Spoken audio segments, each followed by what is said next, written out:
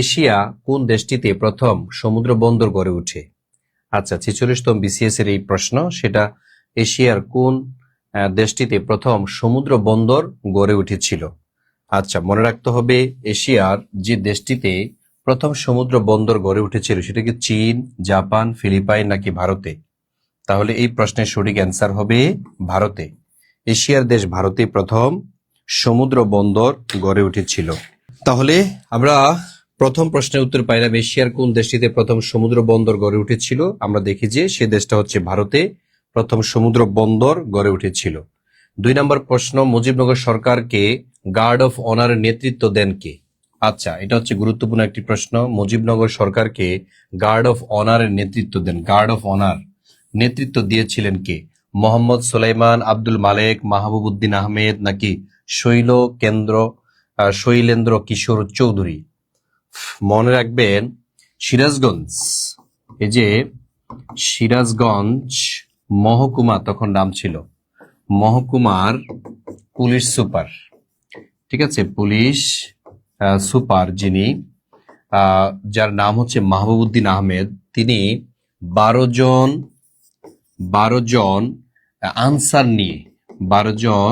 Answer নিয়ে জীবনের ঝুঁকি নিয়ে তারপরে গার্ড অফ অনার প্রদান করেছিলেন।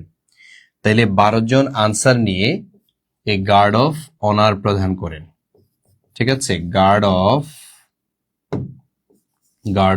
অনার প্রদান করেন, ঠিক আছে, গার্ড অফ অনার প্রদান করেন কাকে? মুজিবনগর সরকারকে। কবে সেটা হয়েছিল 17 এপ্রিল 1971 সালে। তো যেহেতু আপনারা জানেন একটি সরকার গঠিত হয়েছিল 1971 সালে, আর এই সরকারটা গঠিত হয়েছিল মূলত 10 এপ্রিলে, তাই না? 10 এপ্রিল 1971 সালে মুজিবনগর সরকারের গঠন হয়েছিল, যেই দিন স্বাধীনতার আনুষ্ঠানিক ঘোষণা হয়েছিল। এই দিন কি হয়? স্বাধীনতার আনুষ্ঠানিক ঘোষণা। তাহলে স্বাধীনতার আনুষ্ঠানিক যে ঘোষণাটা, এটা কবে এসেছিল? এটা এসেছিল 10 এপ্রিল 1971 সালে, এবং ওই ঘোষণাটাই কিন্তু সংবিধানে সংযোজন করা হয়েছে 150-এর 1 অনুচ্ছেদে।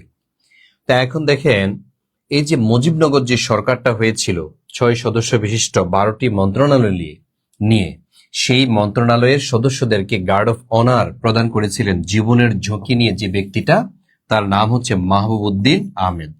তাহলে এই প্রশ্নটা খুবই গুরুত্বপূর্ণ একটি প্রশ্ন, আপনি স্টার মার্ক দিয়ে রাখেন। কিছু কিছু বিষয় আছে এগুলাকে স্টার মার্ক দিয়ে রাখতে হয়, কারণ এগুলো পরীক্ষাতে আসে, ঠিক আছে। তাহলে আমরা মুজিবনগর সরকার সম্পর্কে জানলাম। তো এবার আমরা আরেকটা প্রশ্ন দেখব।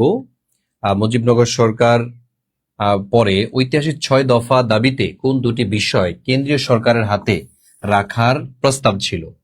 এই যে 6 দফা দাবি, আমাদের বাঁচার দাবি, বাঙালি জাতির মুক্তির দাবি, অথবা বাঙালিদের ম্যাগনা কার্টা হিসেবে পরিচিত, এই সেই 6 দফা দাবি।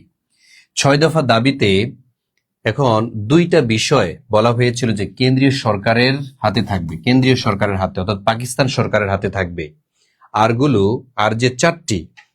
আর যে চারটি থাকবে হচ্ছে প্রদেশের হাতে, প্রদেশ সরকার, অর্থাৎ বাংলাদেশে তখন পাকিস্তানের একটি প্রদেশ ছিল পূর্ব পাকিস্তান নামে। তো সেগুলো কোনগুলো?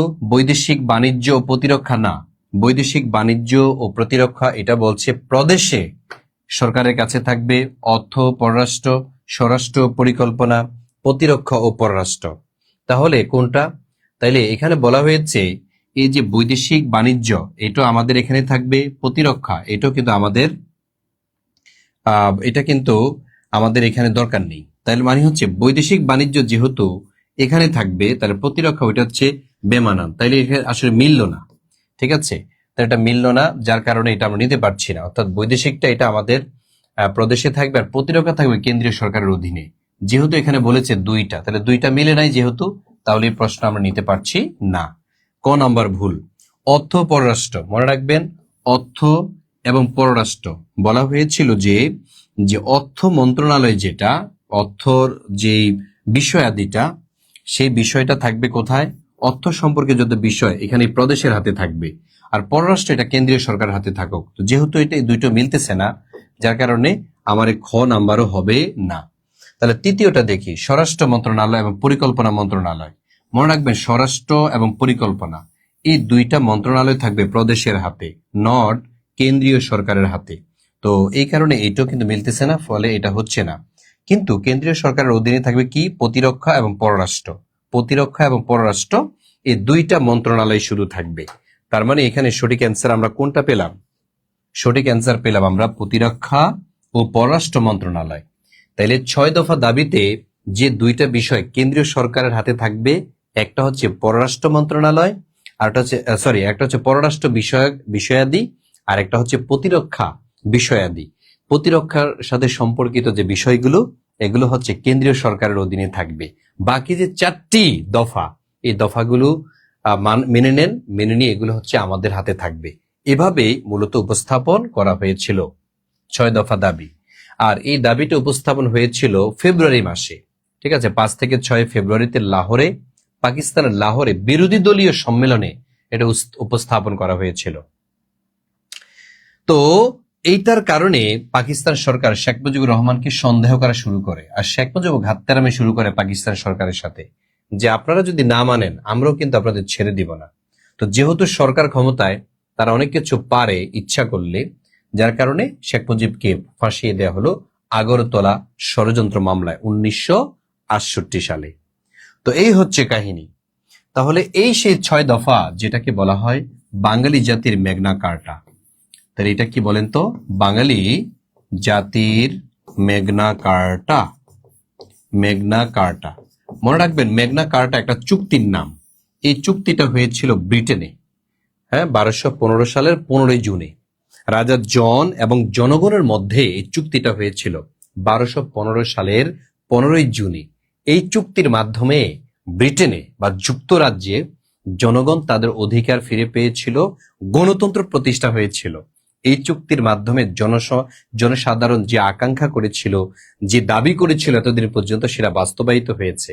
যার কারণে ব্রিটিশ সরকার এটাকে এত পরিমাণ সম্মান দিয়েছে।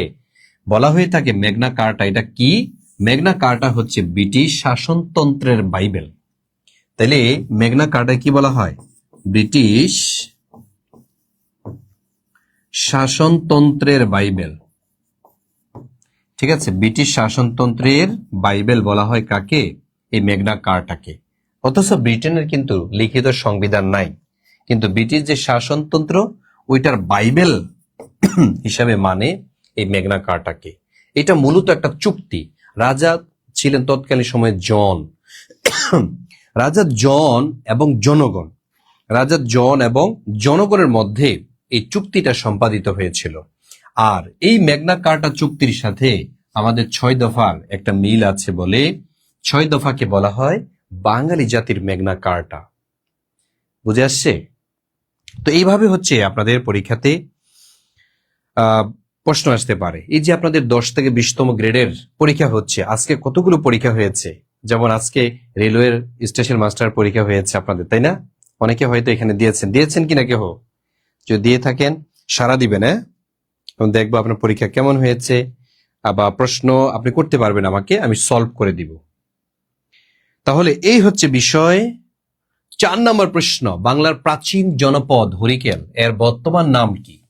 দেখেন, বাংলাদেশটা একটা সময় বিভিন্ন জনপদের মধ্যে ছিল, বিভিন্ন জনপদ। এই যে জনপদ, জনগণের অঞ্চল, যে অঞ্চলে মানুষজন মানে বসবাস করত কোনো নেতার অধীনে, কোনো পরিবারের অধীনে, সেটাকে মূলত জনপদ বলা হয়।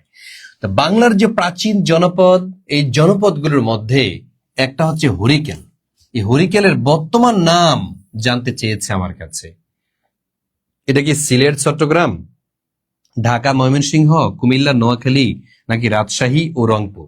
আপনারা দেখি সিস্টেমে, আপনারা দেখি কমেন্ট করে জানান তো এই প্রশ্নের সঠিক অ্যান্সার কি হতে পারে। সঠিক অ্যান্সারটা আপনারা একটু জানিয়ে দিবেন যে এই প্রশ্নের সঠিক অ্যান্সার কি হবে। আমাদের আশফিয়া কবির অ্যান্সার করেছেন, নীল অনুভূতিও অ্যান্সার করেছেন, সীমা খান কুমিল্লা নোয়াখালী বলেছেন, এনামুল হক, ববি, আমাদের শামীম রেজা, স্বপ্নের সন্ধি, আজিম উদ্দিন, তারপরে রেজওয়ান আলী অ্যান্সার করেছেন। অনেকের গুলো হয়েছে, আবার কারোটা ভুল হয়েছে। Rafiqul Islam, Aklima lima, Ruma Akter Eva, MD Sulaiman. আচ্ছা, সবাই সবাই অ্যান্সার করতে হবে, সবাই অ্যান্সার করতে হবে, সবাই সবাই অ্যান্সার করবেন। হ্যাঁ, অ্যান্সার করার মাধ্যমে আপনার পড়া শেষ। মনে রাখতে হবে, প্রাচীনকালে যে হরিকেল নামে একটা জনপদ ছিল, এটার বর্তমান নাম যারা ক দিয়েছেন তাদেরটা হয়েছে কি কি, সেটা হচ্ছে সিলেট এবং চট্টগ্রাম। সিলেট এবং চট্টগ্রাম এই দুইটি অঞ্চল যেই জনপদে ছিল তার নাম হলো হরিকেল নামক জনপদ। আর এই যে ঢাকা এবং ময়মনসিংহ, ঢাকা এবং ময়মনসিংহ যে জনপদে ছিল, ওই জনপদের নাম হচ্ছে বঙ্গ। অর্থাৎ বঙ্গ নামক জনপদে ছিল ঢাকা, ময়মনসিংহ, ফরিদপুর এই অঞ্চলটা। আর এই যে কুমিল্লা, আর তারপর হচ্ছে নোয়াখালী। কুমিল্লা এবং নোয়াখালী যেই জনপদের অধীনে ছিল সেটার নাম হচ্ছে সমতট। সমতট নামক জনপদে ছিল কুমিল্লা এবং নোয়াখালী। রাজশাহী এবং রংপুর, দেখেন এই যে রাজশাহী এবং রংপুর, রাজশাহী এবং রংপুর যে জনপদে ছিল, ওই জনপদের নাম হচ্ছে গৌড় জনপদ। তো এই হচ্ছে বিষয়গুলো, ঠিক আছে। গৌড় জনপদে ছিল রাজশাহী আর রংপুর, আবার পুন্ড্রের অধীনেও ছিল। হ্যাঁ, পুন্ড্র, পুন্ড্র নামক জনপদেও ছিল। মূলত এটা পুন্ড্র, গৌড় না, পুন্ড্র হবে। হ্যাঁ, পুন্ড্র জনপদের অধীনে ছিল কোনটা? রাজশাহী, রংপুর, বগুড়া এই অঞ্চলটা। তো এইভাবে আমাদের এই অঞ্চলে মোট জনপদ ছিল 16টি, ঠিক আছে, 16টি। তাহলে মোট জনপদ কয়টি? তাহলে মোট জনপদ হচ্ছে কয়টি? 16টি জনপদ ছিল। আর এই 16টি জনপদের মধ্যে সবচেয়ে শক্তিশালী যে জনপদ, সেটার নামই হচ্ছে বঙ্গ। তাহলে শক্তিশালী জনপদ, শক্তিশালী যে জনপদ, এটার নাম হচ্ছে বঙ্গ জনপদ, যার অধীনে ছিল আজকের ঢাকা, ফরিদপুর, ময়মনসিংহ এই বিশাল অঞ্চলটা। ঠিক আছে, এই বিশাল অঞ্চলটা ছিল এই অঞ্চলে। আচ্ছা যাক, ভুল হোক সমস্যা নেই, ভুল হোক, কিন্তু তারপরও আপনাকে অ্যান্সার করতে হবে, পরীক্ষা দিতে হবে। যে পরীক্ষা দেয় না তার কোনো পাস ফেল আছে? নাই। এই জন্য ভয় পাওয়ার কোনো কারণ নাই যে ভাইয়া আমার তো ভুল হয়ে গেল, আমি তো পারলাম না, আমি কেন মরি না। এই যে এগুলা হচ্ছে হতাশার কথা, এগুলা কখনো বলবেন না। আপনাকে অংশগ্রহণ করতে হবে, আপনাকে অ্যান্সার করতে হবে। তারপরে আসেন পরবর্তী প্রশ্ন, বাংলাদেশের কোন বিভাগের জনসংখ্যার ঘনত্ব সবচেয়ে কম? বাংলাদেশের কোন বিভাগে জনসংখ্যার ঘনত্ব কম? আমরা জানি বাংলাদেশের সবচেয়ে কম ঘনত্ব যেখানে রয়েছে, সবচেয়ে কম ঘনত্ব যেখানে রয়েছে সেই বিভাগটার নাম হচ্ছে বরিশাল, তাই না? বরিশালে হচ্ছে সবচেয়ে কম ঘনত্ব রয়েছে। আর যদি বলা হয় যে বিভাগে, যে বিভাগে যে বিভাগে ঘনত্ব বেশি, যদি বলা হয় ঘনত্ব বেশি কোথায়, কোন বিভাগে, সেটা হচ্ছে ঢাকা বিভাগে।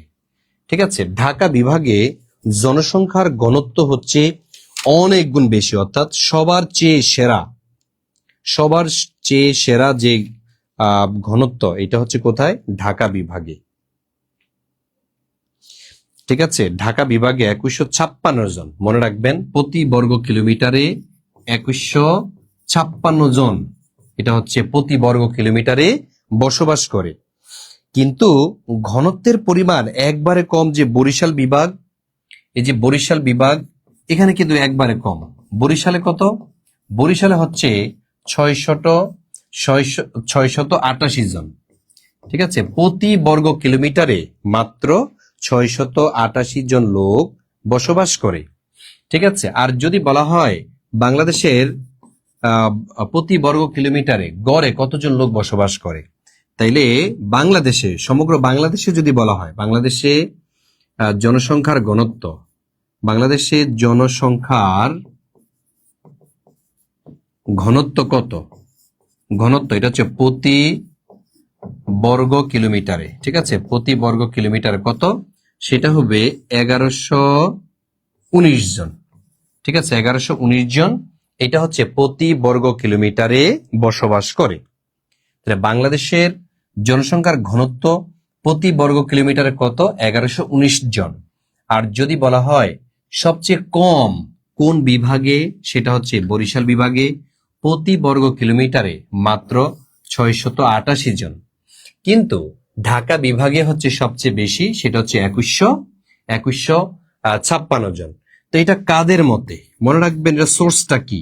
এই সোর্সটা হচ্ছে ষষ্ঠ ষষ্ঠ জনশুমারি, ষষ্ঠ জনশুমারি ও গৃহ গণনার মতে, গৃহ গণনার মতে, এই ষষ্ঠ জনশুমারি ও গৃহ গণনার মতে হচ্ছে এই হিসাবটা।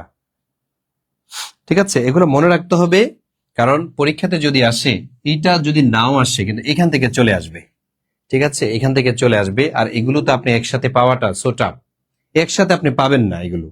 এই জন্য এগুলো নোট করে রাখতে হয়, নোট করে অথবা স্ক্রিনশট দিয়ে রাখবেন। আর যাদের হয়েছে তারা লিখবেন ডান, আলহামদুলিল্লাহ ডান। বলেন, একটু দ্রুত জানিয়ে দিতে হবে, দ্রুতই জানিয়ে দিতে হবে।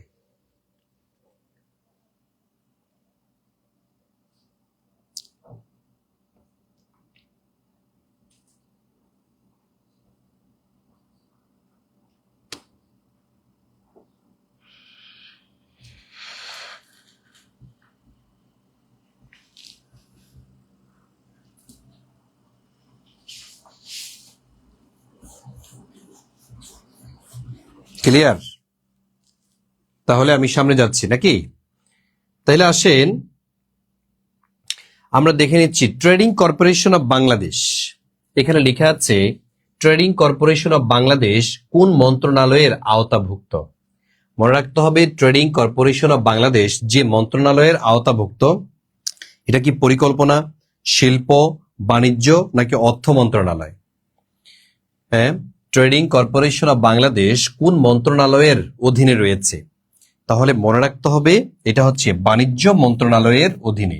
আরো আছে বাণিজ্য মন্ত্রণালয়ের অধীনে আরো কয়েকটা বিষয় আছে, যেমন Bangladesh tariff, Bangladesh tariff and trade and tariff commission, sorry এটাকে বলা হয় Bangladesh trade, Bangladesh trade and tariff commission, tariff commission. আরো আছে যেমন বাংলাদেশ চা বোর্ড, ঠিক আছে, বাংলাদেশ চা বোর্ড। তারপরে হচ্ছে এই যে Bangladesh trading corporation of Bangladesh, trading corporation of Bangladesh.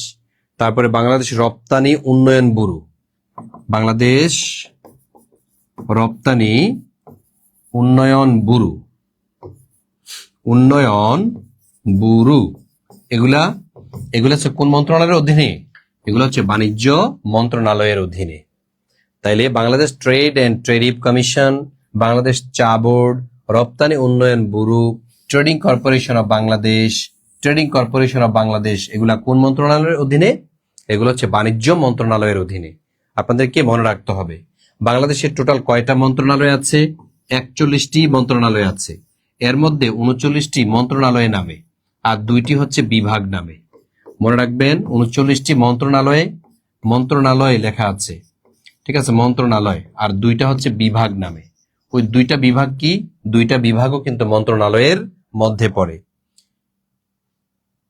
Sorry 43টি রয়েছে, হ্যাঁ 43টি হচ্ছে, এর মধ্যে 41টি হচ্ছে মন্ত্রণালয় নামে, 42টা, 2টা হচ্ছে বিভাগ নামে। তো এই 43টি মন্ত্রণালয় রয়েছে। 43টি মন্ত্রণালয়ে মন্ত্রী প্রতিমন্ত্রী মিলিয়ে বর্তমানে 50 জন সদস্য রয়েছে, যারা হচ্ছে এই কাজকে সহজ করে তোলে। তো এই হচ্ছে বিষয়। তারপরে দেখেন বাংলাদেশ সরকার কোন উৎস থেকে সর্বোচ্চ রাজস্ব আয় করে? বাংলাদেশ সরকার কোন উৎস থেকে সর্বোচ্চ রাজস্ব আয় করে? ভূমি রাজস্ব, মূল্য সংযোজন কর, আয়কর নাকি আমদানি কর? বাংলাদেশের যে সরকার তার সবচেয়ে বেশি আয় হয় যে জায়গা থেকে, সেটা হচ্ছে ভ্যাট থেকে। মনে রাখবেন এই যে ভ্যাট, ভ্যাট মানে কি? ভ্যাট মানে হচ্ছে ভ্যালু অ্যাডেড ট্যাক্স, তাই না? ভ্যালু অ্যাডেড ট্যাক্স, এটা হচ্ছে ভ্যাটের ফুল মিনিং, যেটাকে বাংলায় বলে মূসক। মূসক মনে রাখতে হবে, মূসকের ফুল মিনিং হচ্ছে মূল্য সংযোজন কর, মূল্য সংগ্রহ কর না, এটা হবে মূল্য সংযোজন কর। মূল্য সংযোজন কর। তার মানে এখানে সঠিক অ্যান্সার হবে খ। ঠিক আছে, মূল্য সংযোজন কর, এটার অ্যান্সার হবে কি খ। অর্থাৎ ভ্যাট থেকে বাংলাদেশ সবচেয়ে বেশি কি পায়, মানে সর্বোচ্চ রাজস্ব পায়, যে রাজস্ব দিয়ে হচ্ছে দেশের খরচ মিটে। তো এখন এই যে ভ্যাট একসময় কিন্তু ছিল না, এটা চালু হয়েছে কবে? এটা চালু হয়েছে 1991 সালের পহেলা জুলাইতে। পহেলা জুলাই 1991 সালে এই ভ্যাট চালু হয়েছে এবং এর 10 দিন পরে পার্লামেন্টে আইন পাশ হয়ে আরো পোক্ত হয়েছে, যার কারণে এই যে 10 জুলাই, এই 10 জুলাইকে কি বলা হয়? মূসক দিবস। ঠিক আছে, 10 জুলাই কি দিবস বলেন? মূসক দিবস হিসাবে পালিত হয়ে থাকে। এই যে মূল্য সংযোজন কর, এটা কিন্তু একটি পরোক্ষ কর। ঠিক আছে, এটা হচ্ছে একটি পরোক্ষ কর। মূল্য সংযোজন কর একটি পরোক্ষ কর হিসেবে পরিচিত। তাহলে এভাবে আপনাদের প্রশ্নগুলো যদি সলভ করতে পারেন A to Z, আশা করি যে এর বাইরে থেকে প্রশ্ন আসবে না, এর বাইরে থেকে আসবে না ইনশাল্লাহ।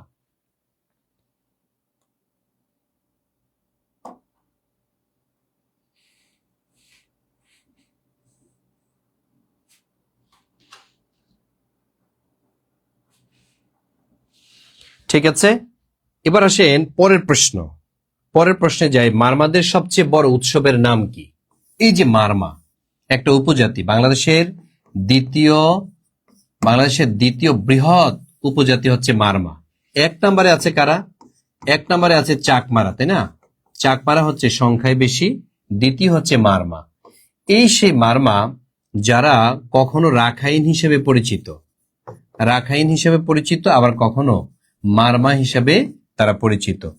তাইলে এই যে পাহাড় অঞ্চল, এই অঞ্চলে যে সকল মানে উপজাতিরা থাকে তাদেরকে মারমা বলা হয়। আর সমতলে, মনে রাখবেন, সমতলে পরিচিত কি নামে? সমতলে পরিচিত হচ্ছে তারা রাখাইন নামে। তাহলে পাহাড়ি বা উঁচু ভূমিতে তারা মারমা হিসেবে পরিচিত, আর সমতলে তারা রাখাইন হিসেবে পরিচিত। তো তাদের একটা উৎসব আছে, এটা হচ্ছে নববর্ষ উৎসব। মানে তারা যে বর্ষ বরণ করে, আমরা যেমন পহেলা বৈশাখ উদযাপন করি, ইংরেজি সালগুলোতে যেমন 31st নাইট উদযাপন হয়, তেমনি ভাবে মারমাদের এরকম একটি বৎস বরণ অনুষ্ঠান রয়েছে। এখন এই বৎস বরণ যে উৎসব, এটার নাম কি? কে বলতে পারবেন?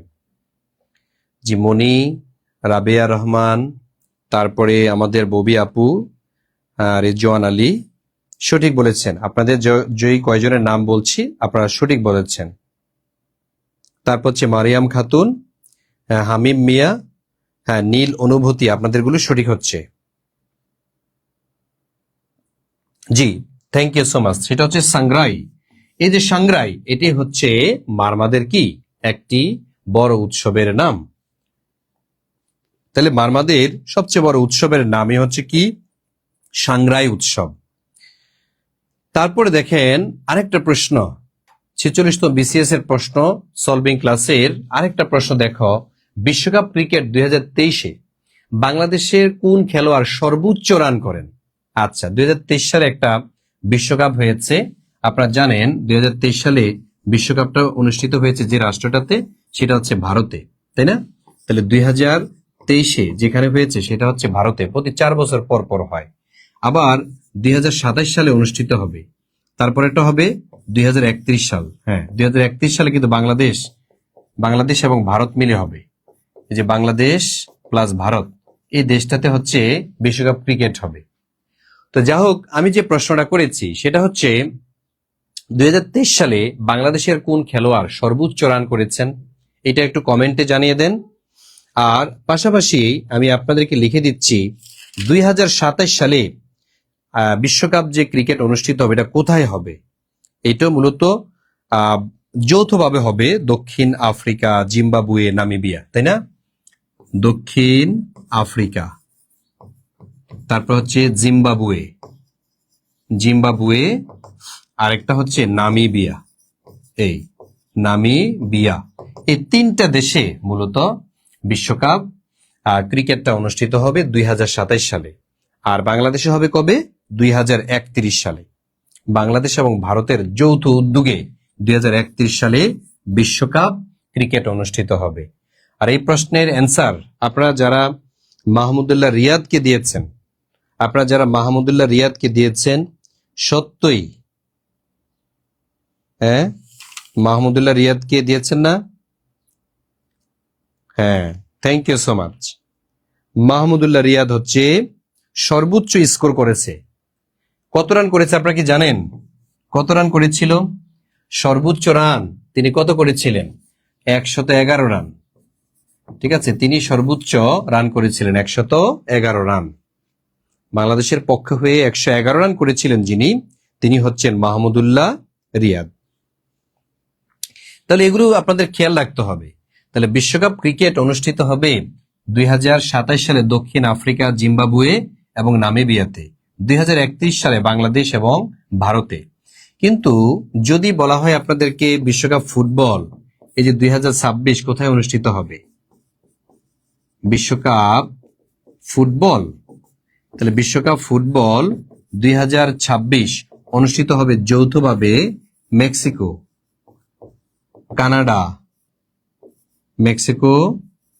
কানাডা, আরেকটা হচ্ছে যুক্তরাষ্ট্র অনেক পায়তারা করেছিল মানে এই খেলাটা যাতে না হয়। পরবর্তী তাকে পরামর্শ দিল যুদ্ধ থামান, আগে খেলা হোক, কারণ খেলার মাধ্যমে বিলিয়ন বিলিয়ন ডলার অর্জন করা যাবে। এই জন্য নিজেদের লস হয়েছে, তারপরেও খেলা জারি রেখেছে।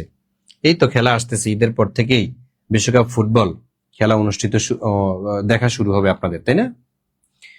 তাহলে এগুলো মনে রাখতে হবে, কারণ খেলাধুলা থেকে একটা প্রশ্ন 100% থাকেন, একটা প্রশ্ন আপনার আসবেই, কোনো প্রকার সন্দেহ নাই, খেলাধুলা থেকে একটা প্রশ্ন আসবেই।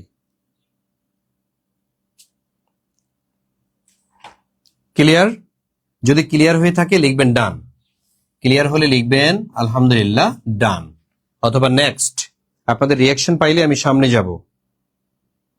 একটু দ্রুত জানিয়ে দিতে হবে, দ্রুত জানাতে হবে, ঠিক আছে? আর কিছু কিছু বিষয় আছে নোট করে রাখবেন অথবা স্ক্রিনশট দিয়ে রাখবেন, পরে লিখবেন। তবে পরে লিখে আসলে হয় না, সাথে সাথে লিখে ফেলতে হয়।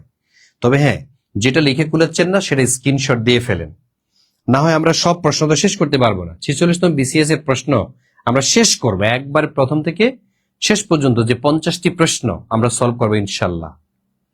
এবার আসেন পরবর্তী প্রশ্ন। বাংলাদেশের পররাষ্ট্র নীতি সংক্রান্ত নির্দেশনা সংবিধানের কত অনুচ্ছেদে উল্লেখ করা হয়েছে? বাংলাদেশের পররাষ্ট্র সংক্রান্ত নির্দেশনা সংবিধানের কত অনুচ্ছেদে উল্লেখ করা হয়েছে? জানেন আপনারা? এই যে পররাষ্ট্র বিষয়ে যে নির্দেশনাটা, এটা হচ্ছে কততম অনুচ্ছেদের মধ্যে উল্লেখ করা হয়েছে? হ্যাঁ, আপনারা অ্যান্সার করতে থাকেন, তবে যারা যারা অ্যান্সার করেছেন এই পর্যন্ত তাদেরটাই সঠিক হয়ে গিয়েছে, ঠিক আছে? আর 26তম যেটা, সেটা হচ্ছে মৌলিক অধিকারের সাথে যত আইন আছে, অসামঞ্জস্যতা আছে, এগুলা বাতিল করা। তাইলে মৌলিক অধিকারের সহিত অসামঞ্জস্য আইন বাতিল। তাহলে এটা কি বিষয় বলেন তো? মৌলিক অধিকারের সহিত অসামঞ্জস্য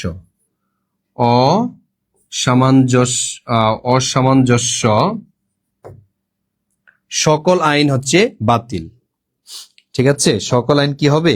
বাতিল হবে। অসামঞ্জস্য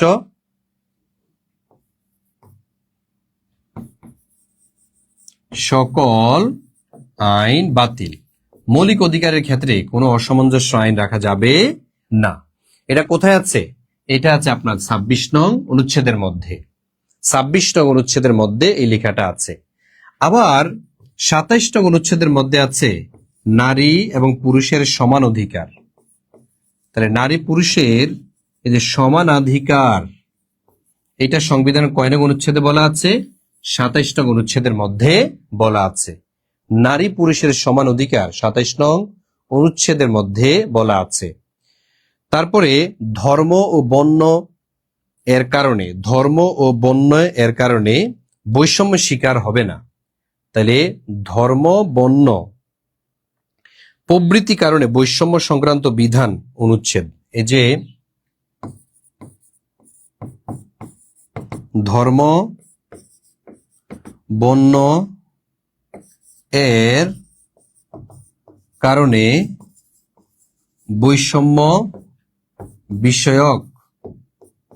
বিষয়ক অনুচ্ছেদ হচ্ছে 28 নং অনুচ্ছেদের মধ্যে ধর্ম বর্ণ বিষয়ক যে বৈষম্য, এইটা করা যাবে না।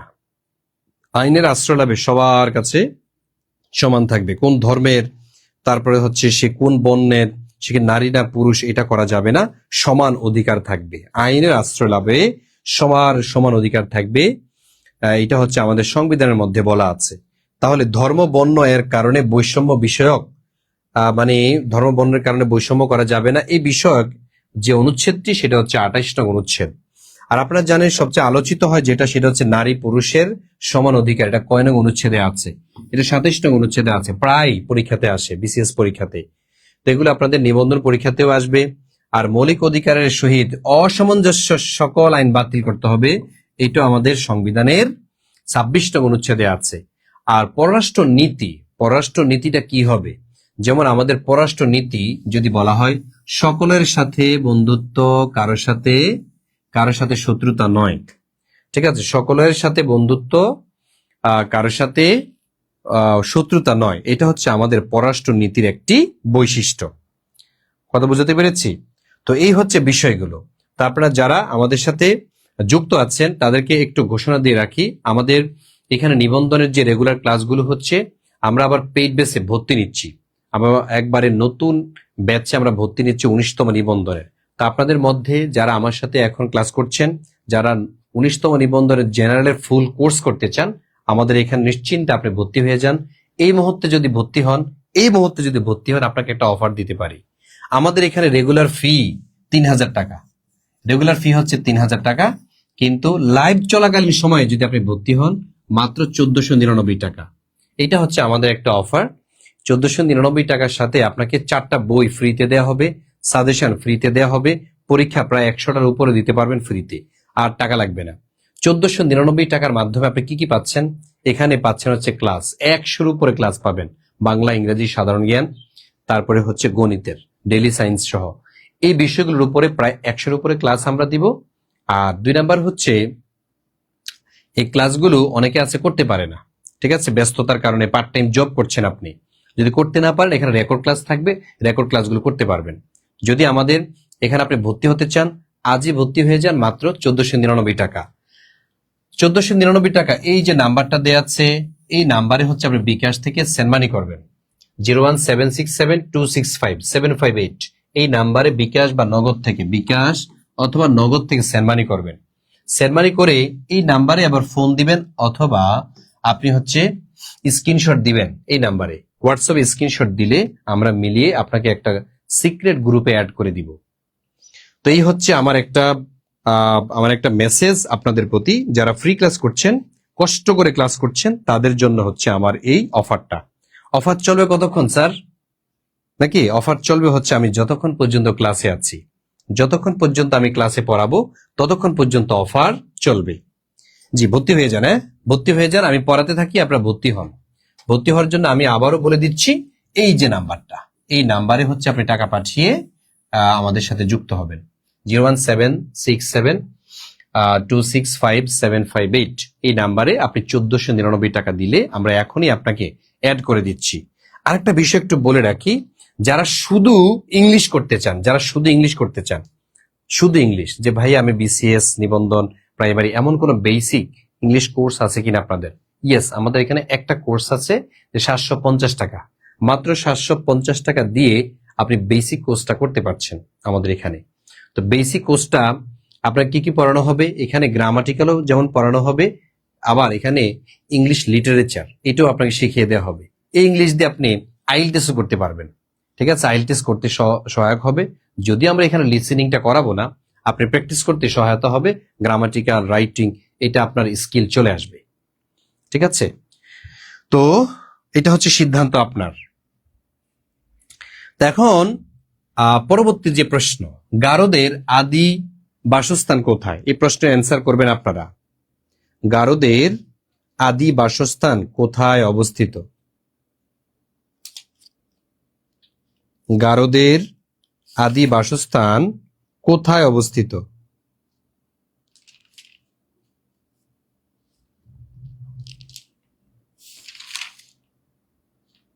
দেখি অ্যান্সার করেন তো আপনারা। গারোদের আদি বাসস্থান কোথায় অবস্থিত? জি, আপনারা যারা তিব্বত দিয়েছেন তাদেরটা সঠিক হয়েছে। গারোদের আদি বাসস্থান হচ্ছে তিব্বতে। গারো, ঠিক আছে, গারোদের আদি বাসস্থান হচ্ছে কোথায়? তিব্বতে। এই যে গারো সম্প্রদায়ের লোক, এরা হচ্ছে কোন বিভাগে? ময়মনসিংহ। ময়মনসিংহে তাদের বর্তমান বসবাস, এই ময়মনসিংহে তারা আছে। আর গারোরা হচ্ছে বৌদ্ধ ধর্মাবলম্বী এবং গারোদের অনেক রিচুয়াল দেখা যায় হিন্দুদের সাথে মিল আছে। তো এই সেই গারো, এই গারোদের নামে একটা পাহাড়ের নাম আছে বাংলাদেশে, যার নাম হলো গারো পাহাড়। গারো পাহাড় বাংলাদেশের দীর্ঘতম পাহাড়।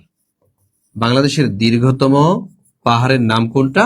গারো পাহাড়, যেটা ময়মনসিংহ, নেত্রকোনা, শেরপুর এই অঞ্চলগুলোকে অতিক্রম করেছে। এত বড় পাহাড় বাংলাদেশের একটাও নেই। এই জন্য পরীক্ষাতে আসতে পারে বাংলাদেশের যে পাহাড়গুলো, এর মধ্যে সবচেয়ে বড় পাহাড় কোনটি?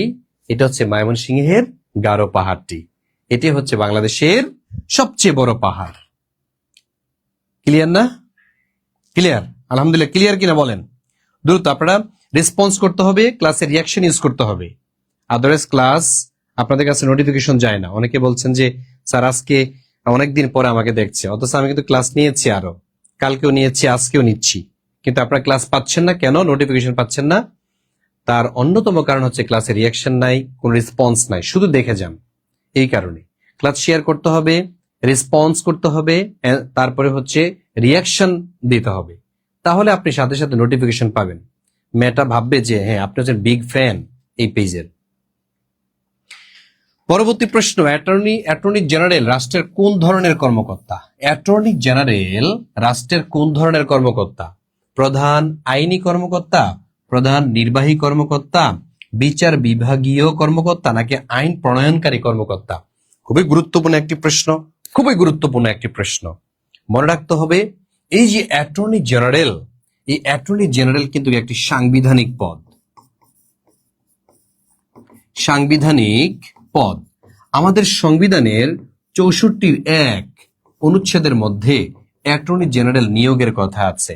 অ্যাটর্নি জেনারেল নিয়োগ প্রদান করেন অ্যাডহক পদ্ধতিতে। মনে রাখবেন, অ্যাডহক পদ্ধতিতে, অ্যাডহক পদ্ধতিতে রাষ্ট্রপতি কর্তৃক নিয়োগ পান।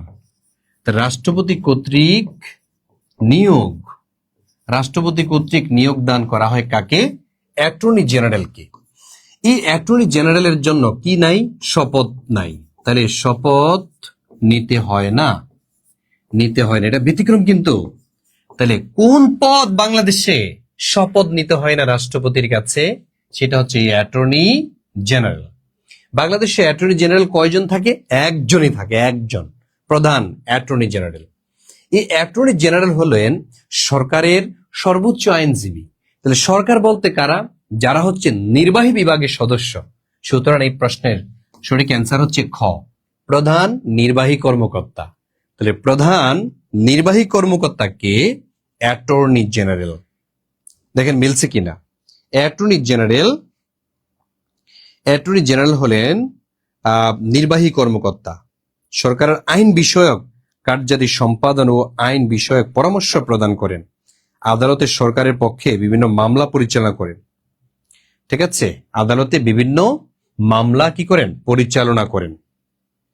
ঠিক আছে, হ্যাঁ পারবেন, ভর্তি হওয়া যাবে। আমি যতক্ষণ পর্যন্ত ক্লাসে আছি ততক্ষণ পর্যন্ত আপনারা ভর্তি হতে পারবেন।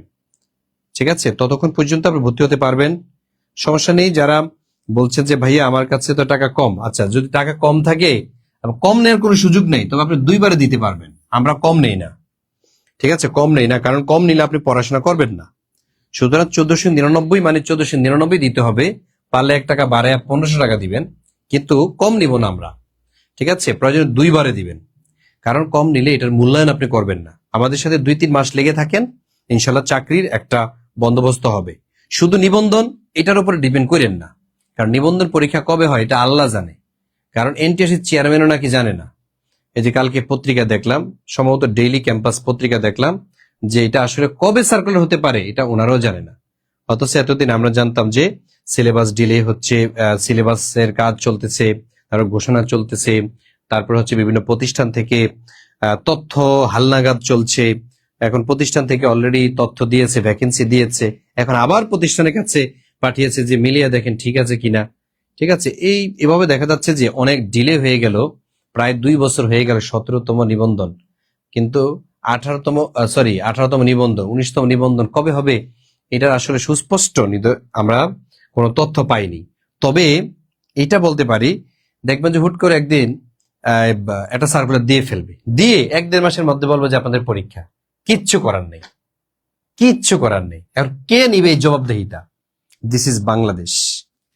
এটা হচ্ছে যেহেতু বাংলাদেশ, সুতরাং একটু ধৈর্য ধরতে হবে। অন্যান্য চাকরির পরীক্ষাগুলো আপনি দিতে থাকেন, একটার উপরে বসে থাকেন না। যদি নিবন্ধনে সার্কুলার দেয়, প্রয়োজনে এখান থেকে সুইচ করবেন আপনি। জি, এই জন্য আমাদেরকে যে কাজটা করতে হবে, আপনাদেরকে যে কাজটা করতে হবে, সেটা হচ্ছে আমাদের সাথে যোগাযোগ রাখতে হবে। তো যোগাযোগ ভর্তি ব্যতীত আপনি যোগাযোগ কেমনে রাখবেন? সম্ভব?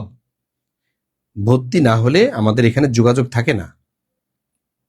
আসেন পরবর্তী প্রশ্ন, বাংলাদেশের কোন নদী কর্ণফুলীর বাতি ঘর বা সর্বোচ্চ উজান? তাহলে কর্ণফুলীর বাতি ঘর বাংলাদেশের কোন নদী বলেন তো?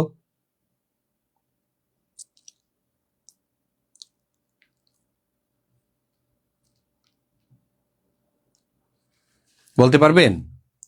হ্যাঁ, এটা হচ্ছে আমাদের এই যে হাঙ্গা। আচ্ছা, এই প্রশ্নটা এটা মেবি ভুল আসছে এখানে, এটা বাদ দিয়ে দিলাম। আসেন, বদ্বীপ পরিকল্পনা 2100 কয়টি কৌশলগত লক্ষ্যমাত্রা নির্ধারণ করা হয়েছে? তাহলে দেখেন, বদ্বীপ পরিকল্পনা 2100 কয়টা কৌশলগত লক্ষ্যমাত্রা নির্ধারণ করা হয়েছে আপনি কি জানেন কিনা? বদ্বীপ পরিকল্পনা 2100 কয়টি কৌশলগত লক্ষ্যমাত্রা নির্ধারণ করা হয়েছে? 5টি, 6টি, 7টি নাকি 9টি? বদ্বীপ পরিকল্পনা 2100 কয়টি কৌশলগত লক্ষ্যমাত্রা নির্ধারণ করা হয়েছে? হ্যাঁ, সেটা আপনারা যারা 6টা দিয়েছেন তাদেরটাই হয়েছে। সঠিক অ্যান্সার হয়েছে বদ্বীপ পরিকল্পনা 6টি হটস্পট বাংলাদেশে নির্ধারণ করা হয়েছে। তাইলে 6টি হটস্পট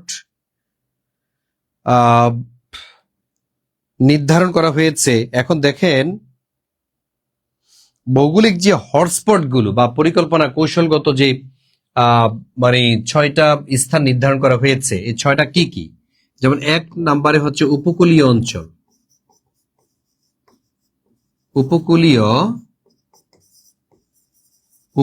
অঞ্চল। তারপরে 2 নম্বরে যেটা, সেটা হচ্ছে বরেন্দ্র অঞ্চল। বলা হয়েছে বরেন্দ্র অঞ্চলেও আমরা এই সময়ের মধ্যে কি করব? কাজ করে ফেলবো, এবং কি বরেন্দ্র অঞ্চলের উন্নয়নে আমরা কাজ করব। তারপর হচ্ছে খরাপ্রবণ অঞ্চল,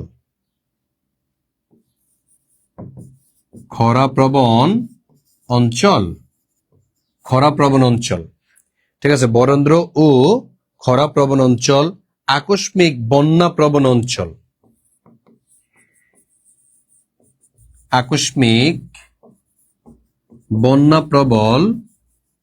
অঞ্চল, ঠিক আছে। 5 নম্বরে পার্বত্য চট্টগ্রাম অঞ্চল।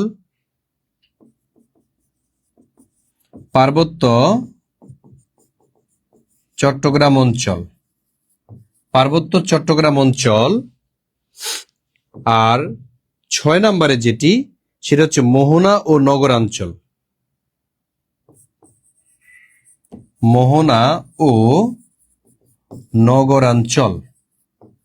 এই হচ্ছে 6টা স্পটে ভাগ করেছে, যে উপকূলীয় অঞ্চলে আমাদের পরিকল্পনা থাকবে বদ্বীপ পরিকল্পনার মধ্যে, এটা উন্নয়নে কাজ করব। বরেন্দ্র অঞ্চলে সাধারণত কি কি উন্নয়ন করতে হয়। তারপর খরাপ্রবণ অঞ্চল, সাধারণত খরাপ্রবণ বেশি, গরম পড়ে কোথায়? রাজশাহী বরেন্দ্র অঞ্চলগুলোতে। এখানে খরার সহনীয় মাত্রা কিভাবে ফিরিয়ে আনা যায় সেটা দিয়ে কাজ করবে। আকস্মিক বন্যা প্রবণ অঞ্চল, বাংলাদেশে আকস্মিক বন্যা হয় কোথায়? সিলেটে, তাই না? হঠাৎ করে দেখবেন বন্যা হয়ে যায়, এই সিলেট অঞ্চলের এই বন্যা নিয়ে কাজ করবে। তারপর হচ্ছে পার্বত্য চট্টগ্রাম অঞ্চল। পার্বত্য চট্টগ্রাম অঞ্চল বলতে বাংলাদেশের 3টা জেলাকে বোঝায়। এগুলো হচ্ছে বাখারা, বান্দরবান, খাগড়াছড়ি এবং রাঙ্গামাটি। বান্দরবান, খাগড়াছড়ি, রাঙ্গামাটি এই অঞ্চলটা হচ্ছে পার্বত্য চট্টগ্রাম অঞ্চল হিসেবে পরিচিত। তো এই অঞ্চলের উন্নয়নে কাজ করবে এই পরিকল্পনা। তার মোহনা ও নগরাঞ্চল, মোহনা নদীর মোহনা এবং নগরাঞ্চল নিয়ে কাজ করবে। এই উদ্দেশ্যে মূলত বদ্বীপ পরিকল্পনা 2100 এটা নির্ধারণ করা হয়েছে। বদ্বীপ পরিকল্পনা এটা নির্ধারণ করা হয়েছে, ঠিক আছে। আর এই পরিকল্পনা বাস্তবায়নে বাংলাদেশ সরকার একটা দেশের সহায়তা চাচ্ছে। আপনারা জানেন ওই দেশটার নাম কি? ওই দেশটার নাম আপনারা জানেন কিনা? হ্যাঁ, সেটা আপনারা একটু কমেন্টে জানিয়ে দেন। যদি জানেন এটা একটু কমেন্টে জানাবেন, কোন দেশের সহায়তায় বাংলাদেশ বদ্বীপ পরিকল্পনা 2100 এর দিকে এগিয়ে যাচ্ছে, বলতে পারবেন?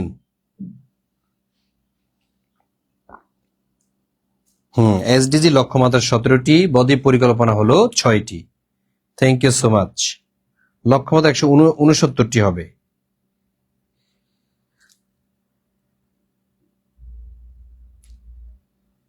Thank you so much.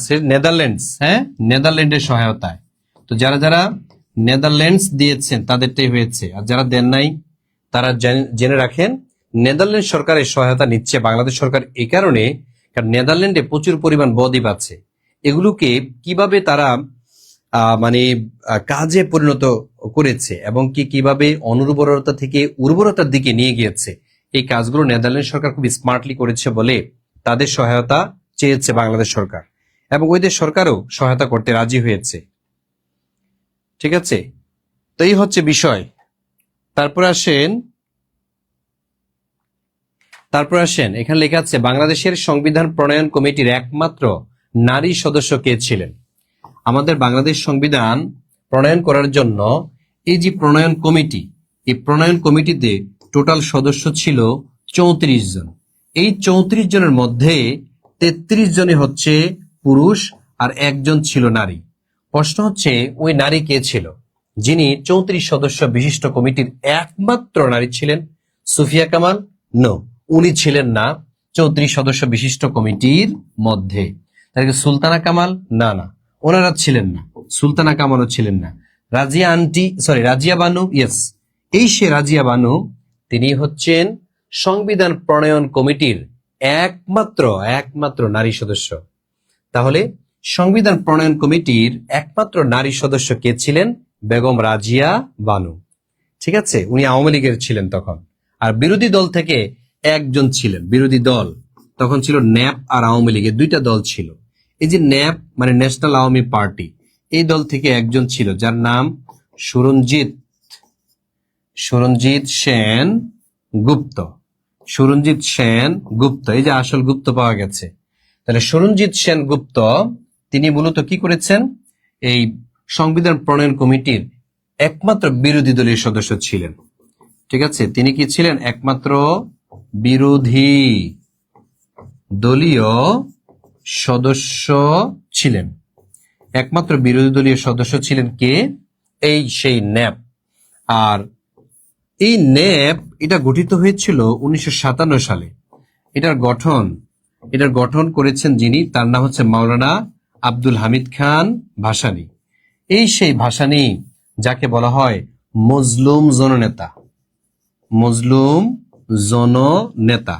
তিনি কি করেছে জানেন? তিনি হচ্ছে 16 মে 1976 সালে লং মার্চ পালন করেছিলেন। লং মার্চ পালন, ভারত যখন গঙ্গা নদীর উপরে ফারাক্কাবাদ দিয়েছে তখন এই লং মার্চ পালন করেছেন রাজশাহীর আলিয়া মাদ্রাসার মাঠে বিশাল সংখ্যক সমষ্টির সামনে। এই কারণে প্রতি বছর এই 16 মেকে কি দিবস পালন করা হয়? লং মার্চ দিবস। তাহলে মনে রাখবেন লং মার্চ দিবস কোনটি? সেটা হচ্ছে 16 মে, এই যে আজকের দিনটা। আজকের দিনটা হচ্ছে লং মার্চ দিবস, জানেন কিনা? আজকের দিনটা কি দিবস? লং মার্চ দিবস। এই দিন মজলুম জননেতা মাওলানা আব্দুল হামিদ খান ভাসানী লক্ষ জনতার সামনে ভাষণ দিয়েছিলেন যে ফারাক্কা এটা হচ্ছে একটা মরণ ফাঁদ ফারাক্কা বাঁধ। এটা সম্পর্কে মানুষের মধ্যে একটা কৌতূহল তৈরি হয়। কারণ কি, এই সেই ফারাক্কা বাঁধ, আপনারা জানেন এই সেই ফারাক্কা বাঁধ, এই বাঁধটা বাংলাদেশ সীমানা থেকে 18 কিলোমিটার দূরে, মাত্র 18 কিলোমিটার দূরে ভারত, এই যে মনোহরপুর, ভারতের পশ্চিম বাংলা মনোহরপুরে মূলত এই বাঁধটা দিয়েছে। কোন নদীর উপরে? গঙ্গার উপরে। ঠিক আছে, গঙ্গার উপরে এই বাঁধটা নির্মাণ করেছে। 1975 সালে নির্মাণ শুরু হয়, 76 সালে শেষ, উদ্বোধন শুরু করে ফেললো। তো ভারতের মনোহরপুরে এই যে ফারাক্কা বাঁধ নির্মাণ করলো, এটা আমাদের জন্য একটা গলার কাটা। ইভেন উত্তরাঞ্চল মরুভূমিতে পরিণত হচ্ছিল এবং দেখা যায় তিস্তার কোনো হিস্সা আমরা পাচ্ছি না। গঙ্গার যে পানি বন্টন চুক্তি, এটার কোনো প্রকার সমাধান আসেনি, যার কারণে চাপ প্রয়োগ করা হলো। সর্বশেষ 1996 সালে ভারত সরকার রাজি হয় যে ঠিক আছে, আমরা 30 বছর ব্যাপী, কত বছর বলেন? 30 বছর ব্যাপী একটা চুক্তি করব, যে চুক্তির মাধ্যমে গঙ্গার পানি চুক্তির সঠিক হিস্সাটা অন্তত দুই দেশের মধ্যে ভাগাভাগি করে নেওয়া হবে এবং সঠিকভাবে পানি দেয়া হবে। আর এতদিন কি করেছিল ভারত সরকার? দেখা যায় গঙ্গাতে বাদ দিয়ে গঙ্গার যে প্রবাহ, এটা অন্যদিকে দিয়ে দিচ্ছেন, ওখানে পানি সংরক্ষণ করে রাখতেন, আর পদ্মাতে পানি পাওয়া যেত না। ফলে উত্তরাঞ্চল, পশ্চিমাঞ্চল, এই মানে পদ্মার আশেপাশে যে অঞ্চলগুলো ছিল, এই অঞ্চলের মানুষজন একবারে মরুভূমির মতো জীবন যাপন করা শুরু করেছিল, এখনো আছে। এবং এই যে আরেকটা আছে, যেমন তিস্তা যে নদীটা, এখানেও কিন্তু ভারত সরকার একটা বাঁধ দিয়েছে, গজলডোবা নামক একটা বাঁধ দিয়েছে, যাতে বাংলাদেশে পানি আসতে না পারে। ফলে বাংলাদেশ সরকার চিন্তা করেছে তিস্তা নদীটাকে খনন করে পানি সংরক্ষণ করে রাখবে বর্ষার মৌসুমে, যাতে পানি যখন থাকবে না, এই সুদিনকাল যখন আসবে, তখন যাতে মানুষজন এখান থেকে পানি দিয়ে চাষবাস করতে পারে। ঠিক আছে, আর এই যে বিশাল একটা প্রজেক্ট, একটা নদী খনন করা এত সহজ না। ফলে বাংলাদেশ সরকার ভারতকে বলেছে এটা আপনারা করে দেন। ভারত বলছে ঠিক আছে, দিচ্ছি দিব। এই কারণে বাংলাদেশ সরকার তিস্তা যে মহা পরিকল্পনা, এই দায়িত্ব, এই মানে মহাপরিকল্পনার কাজের দায়িত্ব দিয়ে দেয় চীনকে। অলরেডি এটা কার্যকর হয়ে যাচ্ছে, অলরেডি সাইন হয়ে গেছে। বাংলাদেশ সরকার, বর্তমান সরকার সাইন করেছেন এবং বিরোধী দলীয় সরকার প্রধান ডাক্তার শফিকুর রহমান স্যার, উনি দেখলাম যেটাকে ওয়েলকাম জানিয়েছে, যে এটা হতেই হবে। ঠিক আছে, তাহলে ভারত এতদিন পর্যন্ত বলেছিল যে আমরা তিস্তার যে প্রকল্পের কাজটা, এটা আমরা নিজেই করে দিব, নিঃসন্দেহে করে দিব, নো টেনশন। কিন্তু তারা করে দেয়নি, এখন চীন করবে এটা, এবার বুঝো। তো এই হচ্ছে বিষয়টা। এগুলো আপনাদেরকে এগুলার সম্পর্কে নলেজ রাখতে হবে। শুধু পড়লেই হবে না ভাই, শুধু পড়লেই হবে না। কৃষ্ণ গহ্বর নিয়ে কোন বাঙালি বিজ্ঞানী গবেষণা করেছেন? কৃষ্ণ গহ্বর নিয়ে কোন বাঙালি বিজ্ঞানী গবেষণা করেছেন? ডোনাল্ড হু মুন্সি, কাজী মোতাহার হোসেন, জামাল নজরুল ইসলাম, আব্দুল মতিন চৌধুরী। দেখি বলেন তো। এটা নিয়ে, কৃষ্ণ গহ্বর নিয়ে বা ব্ল্যাক হোল, আপনার নাম শুনেছেন ব্ল্যাক হোল, তাই না? কৃষ্ণ গহ্বর মানে কি? Black hole. এই যে ব্ল্যাক হোল বা কৃষ্ণ গহ্বর, এটা এমন একটা জায়গা মহাকাশে যেখানে সূর্যের আলো যায় কিন্তু আর ফিরে আসতে পারে না। এটা অ্যাট্রাকশন এত বেশি, সেখানে আপনি হারিয়ে যাবেন, আপনি তো যাইতে পারবেন না, ধারে কাছে যেতে পারবেন না। এই ব্ল্যাক হোল নিয়ে অনেক গবেষণা, অনেক গ্রন্থ লেখা হয়েছিল। যেমন কৃষ্ণ বিবর নামক একটি গ্রন্থ লিখেছিলেন একজন ব্যক্তি বাংলাদেশী। এটার নাম কি? কৃষ্ণ বিবর। এই যে কৃষ্ণ বিবর বইটি প্রকাশক কে? বাংলা একাডেমি। আর এই বইটা লিখেছেন কে? এই বইটা লিখেছেন আর কেউ নন, তিনি হচ্ছেন জামাল নজরুল ইসলাম। জামাল নজরুল ইসলামের কৃষ্ণ বিবর নামক যে বইটি, এই বইটা সারা পৃথিবীতে সাড়া ফেলে দেয়। ঠিক আছে, কৃষ্ণ গহ্বর নিয়ে তার অনেক গবেষণা আছে। তিনি মূলত একজন পদার্থবিদ, গণিতবিদ, রসায়নবিদ, এবং এটা নিয়ে তিনি ঘাটাঘাটি করেন। তিনি ক্যামব্রিজে পড়াশোনা করেছিলেন। জামাল আব্দুল নাসির উনি ক্যামব্রিজ বিশ্ববিদ্যালয়ের স্টুডেন্ট ছিলেন এবং সেখানে গবেষণা পরিচালনা করেছিলেন। ঠিক আছে, তো এই বিষয়ে মহাবিশ্ব উদ্ভব এবং পরিণতি বিষয়ে মৌলিক যে গবেষণাটা উনি এই গবেষণাটা করেছেন। এবং 1983 সালে ক্যামব্রিজ ইউনিভার্সিটি প্রেস কর্তৃক প্রকাশিত the ultimate fate of the universe তার একটি সুখ্যাতি গবেষণা গ্রন্থ। ঠিক আছে, ক্যামব্রিজে 1983 সালে। তো এভাবে দেখা যায় বাংলাদেশের অনেক বিজ্ঞানী আছে, আমরা নাম জানি না। আমরা শুধু এরিস্টটলকে চিনি, আইনস্টাইনকে চিনি, আমরা অনেক কোপার্নিকাসকে চিনি, কিন্তু আমাদের দেশে যে এই যে বিজ্ঞানীরা আছে, জামাল নজরুল ইসলাম, আমার দেশে আছে মাকসুদুল আলম, আমার দেশের যেমন বোস, ঠিক আছে, এদের নাম আমরা কয়জনে জানি। এই জন্য মনে রাখবেন বাংলাদেশের মিনিমাম 10 জন বিজ্ঞানীর নাম, প্রথম সারির 10 জন বিজ্ঞানীর নাম মুখস্থ রাখবেন। ঠিক আছে, কেউ যাতে জিজ্ঞেস করলে আপনি বলতে পারেন। চাকরি পাওয়ার জন্য শুধু পড়তে যাইেন না।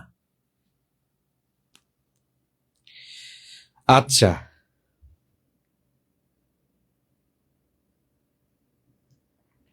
এবার পরবর্তী প্রশ্ন, কোন ক্ষেত্রে অবদানের জন্য প্রধানমন্ত্রী শেখ হাসিনা 2016 সালে প্ল্যানেট 50-50 চ্যাম্পিয়ন পদক পান? মনে রাখবেন প্ল্যানেট না, এটা মূলত প্ল্যান।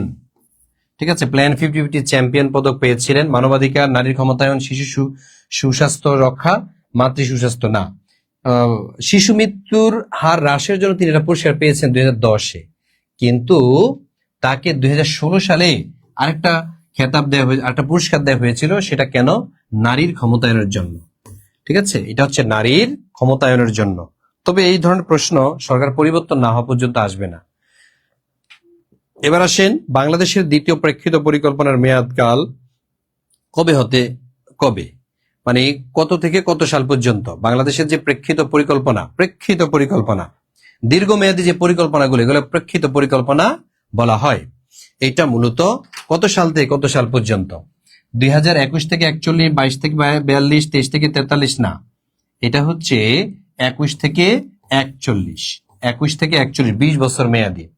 জাতিসংঘ এরকম কিছু পরিকল্পনা নেই, যেমন এসডিজি, সাস্টেনেবল ডেভেলপমেন্ট গোল, এই যে একটা পরিকল্পনা নিয়েছে, এটা হচ্ছে 2015 সাল থেকে 2030 সাল পর্যন্ত এটার মেয়াদ। আর এটা অনুসারেই বাংলাদেশ সরকার একটি পরিকল্পনা নিয়েছে যে আমরা একটা দীর্ঘমেয়াদী পরিকল্পনা নিব, যেটা হচ্ছে 21 থেকে 41 সালের মধ্যে বাংলাদেশকে ডিজিটাল থেকে আলট্রা মডার্ন যুগে আমরা নিয়ে যাব, এবং দেশের মধ্যে যে দারিদ্রতা আছে, অশিক্ষা আছে, এগুলা দূর করব, এবং গ্রামগুলোকে শহরে রূপান্তর করব, গ্রামকে শহরে রূপান্তর করব। এই উদ্দেশ্যে নিয়েই বাংলাদেশ সরকার এই পরিকল্পনা করেছে। কিন্তু আমি জানি না এগুলো নিয়ে এখন বর্তমান সরকার কাজ করবে কিনা। আর আমাদের একটা ইগো আছে যে পূর্বের সরকার যত ভালো কাজে করুক না কেন, এটাকে বাদ দিয়ে দিতে হবে। ঠিক আছে, এটা হচ্ছে বাদ দিয়ে দিতে হবে। আপনি যত মেধাবী হন না কেন, আপনি যদি আমার মতের সাথে না মিলেন, তাহলে আপনাকে কেমনে অপমান করতে হয়, এই বিষয়গুলো আমি শুধু সার্চ দিয়ে বের করব আর আপনাকে অপমান করব। ঠিক আছে, এটা হচ্ছে আমাদের দেশে একটা রীতি হয়ে গেছে। সরকারি দল যদি বলে আমি জান্নাতে যাব, বিরোধী দল বলে আমি জাহান্নামে যাব, মানে আপনাকে বিরোধিতা করতেই হবে। এটা নাকি গণতন্ত্র? তো যাই হোক, আমি ছোট মানুষ, এত জ্ঞান আমার নাই। 2022-23 অর্থ বছরে বাংলাদেশ কোন দেশ থেকে পণ্য রপ্তানি বাবদ সবচেয়ে বেশি আয় করেছে? কোন দেশ থেকে সবচেয়ে বেশি রপ্তানি করেছে? তো এটা আসলে লাগবে না আপনাদের, এটা আপনাদের লাগবে না, কারণ এটা হচ্ছে আপডেট শিখবেন। আপডেট এখন আর এটা শিখা দরকার নাই, আমি সাম্প্রতিক ক্লাসের মধ্যে বলে দিব ইনশাল্লাহ। বাংলাদেশের নবীনতম নদী কোনটি? খুব চমৎকার একটি প্রশ্ন।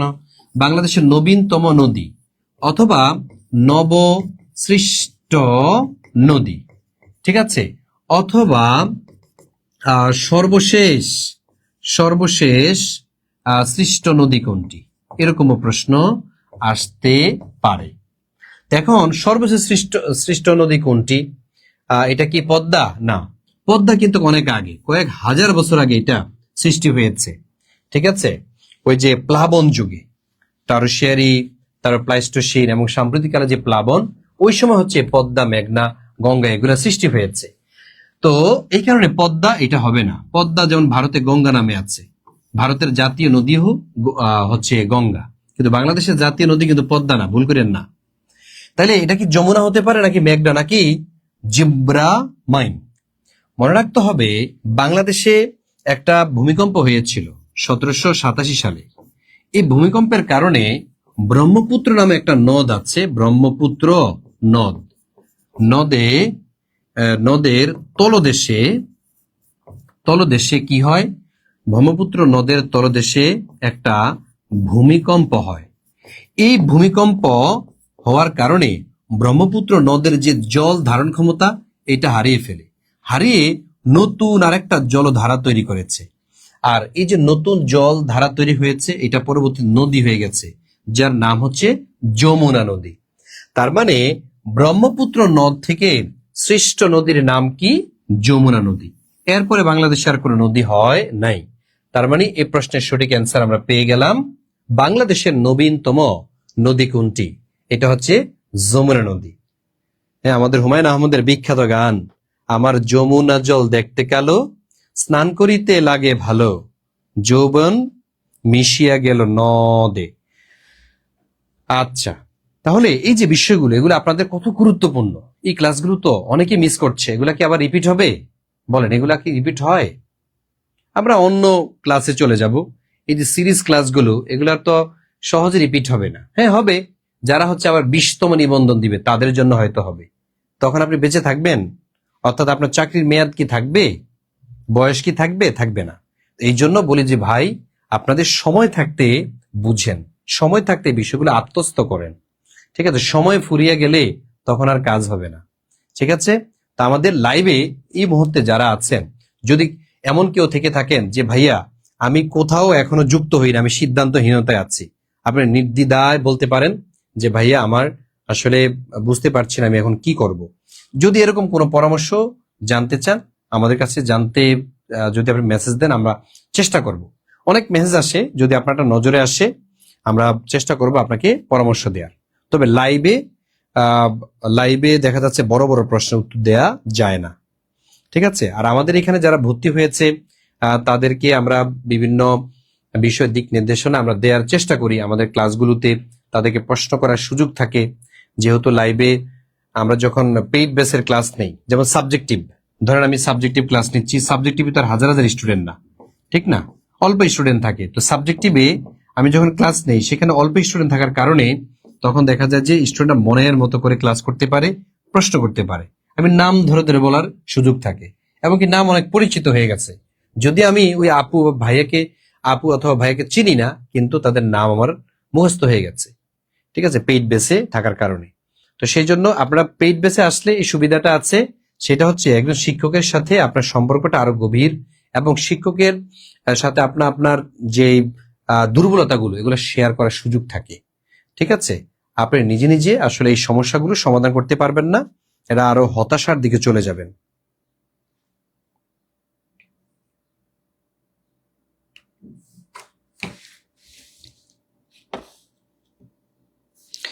তারপরে আমরা চলে যাই পরবর্তী প্রশ্নে। পরবর্তী প্রশ্ন কি আছে দেখি। এখানে আছে মুজিব একটি জাতির উপকার, চলচ্চিত্রের পরিচালককে। এটা এক কথায় মনে রাখেন, মুজিব একটি জাতির উপকার। এটা হচ্ছে ভারতের একজন পরিচালক, যার নাম হচ্ছে শ্যাম বেনেগাল। দেখেন, এই মুজিব সম্পর্কে এমন কোনো পরীক্ষা নাই যে পরীক্ষাতে আসতো না। 46তম বিসিএস অনেকগুলো প্রশ্ন আসছে শেখ মুজিবুর রহমান সম্পর্কে, যেমন একটা গেল। 2 নম্বর দেখেন, বঙ্গবন্ধু শেখ মুজিবুর রহমান জাতিসংঘে সাধারণ পরিষদে 29তম অধিবেশনে কোন মাসে বাংলায় বক্তৃতা দেন? তাহলে আমরা জানি জাতিসংঘের যে সাধারণ পরিষদের যে 29তম সম্মেলন বা সাধারণ পরিষদের যে বৈঠক, সাধারণ পরিষদ, এই যে সাধারণ পরিষদ এর বৈঠকটা প্রতি বছর কোন মাসে হয় জানেন? সেপ্টেম্বর মাসে হয়। তবে সেপ্টেম্বর মাসের 3য় মঙ্গলবারে হবে, মনে রাখবেন, 3য় মঙ্গলবার। প্রতি বছর সেপ্টেম্বর মাসে একটাই আসে। ওই সেপ্টেম্বর মাসের যে 3 নম্বর মঙ্গলবার, ওই দিন থেকে মূলত এই অনুষ্ঠান শুরু হয়। ঠিক আছে, জাতিসংঘের সাধারণ পরিষদের। আর আমরা যেহেতু 29তম সম্মেলনের মধ্যে 136তম সদস্যপদ লাভ করি, তাহলে আমাদের সদস্য নাম্বার কত? সদস্য পদ হচ্ছে আমাদের 136। আর কততম সম্মেলন ছিল? 29তম সম্মেলন ছিল। তাহলে সম্মেলনটা ছিল 29তম আর সদস্য পদ ছিল 136তম। তো আমরা সদস্য হয়েছিলাম 17 সেপ্টেম্বরে। তাহলে 17 সেপ্টেম্বর 1974 সালে ইউএন প্লাস হয় কে বলেন তো? বাংলাদেশ। তাহলে জাতিসংঘের সদস্য পদ পেয়েছিল বাংলাদেশ 1974 সালের 17 সেপ্টেম্বর। আর 25 সেপ্টেম্বর 17, 18, 19, 20, 21, 22, 23, 24, 9 দিন পর অর্থাৎ 25 সেপ্টেম্বর 1974 সালে প্রথম বাংলায় ভাষণ দিয়েছিলেন শেখ মুজিবুর রহমান। তাহলে পরীক্ষাতে আসতে পারে জাতিসংঘের সাধারণ পরিষদে বাংলায় ভাষণ দেয়া হয় কবে? সেটা দেয়া হয়েছিল 25 সেপ্টেম্বর 1974 সালে। 25 সেপ্টেম্বর 1974 সালে। তার পূর্বে জাতিসংঘের সাধারণ পরিষদে কেউ বাংলায় ভাষণ দেন নাই, কেউ দেন নাই। তারপরে আরেকটা প্রশ্ন, দা ফরশ্যাডোয়িং অফ বাংলাদেশ গবেষণা গ্রন্থটির লেখক কে? এর একটা বই, ঠিক আছে, 2024 সালের সবচেয়ে আলোচিত একটা বই ছিল এটা, দ্য ফরশ্যাডোয়িং অফ বাংলাদেশ। যদি বলা হয় দ্য ফরশ্যাডোয়িং বাংলাদেশ, এই বইটার লেখক কে? হ্যাঁ, আপনারা কি জানেন মুস্তফা কামাল, আনিসুর রহমান, রেহমান সুবহান নাকি নুরুল ইসলাম? হ্যাঁ, এই বইয়ের লেখক কে? মনে রাখতে হবে এই বইয়ের লেখক হচ্ছে, এখানে কি ভুল দেয়া আছে মেবি, এটা হারুনুর রশিদ হবে, অপশনের মধ্যে দেয়া নেই। এই বইয়ের লেখক যদি বলা হয় দ্য ফরশ্যাডোয়িং অফ বাংলাদেশ, এই বইটার লেখক কে? বইটার লেখক হবে হারুন ওর রশিদ।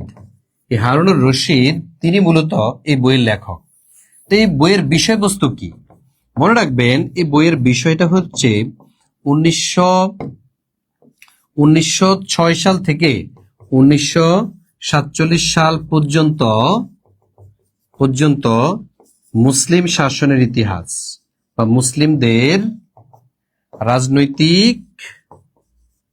রাজনৈতিক ইতিহাস, ঠিক আছে, তিনি এই বইতে উল্লেখ করেছেন। তাইলে দ্য ফরশ্যাডোয়িং অফ বাংলাদেশ এই বইটাতে 1906 থেকে 47 সাল পর্যন্ত বেঙ্গল মুসলিম লীগ ও মুসলিম রাজনীতি, মুসলিম যে রাজনীতি, এই রাজনীতি নিয়ে হচ্ছে বইটা লেখা হয়েছে। আর বইটার লেখক কে? হারুনুর রশিদ হবে। বইটার লেখক হবে হারুনুর রশিদ।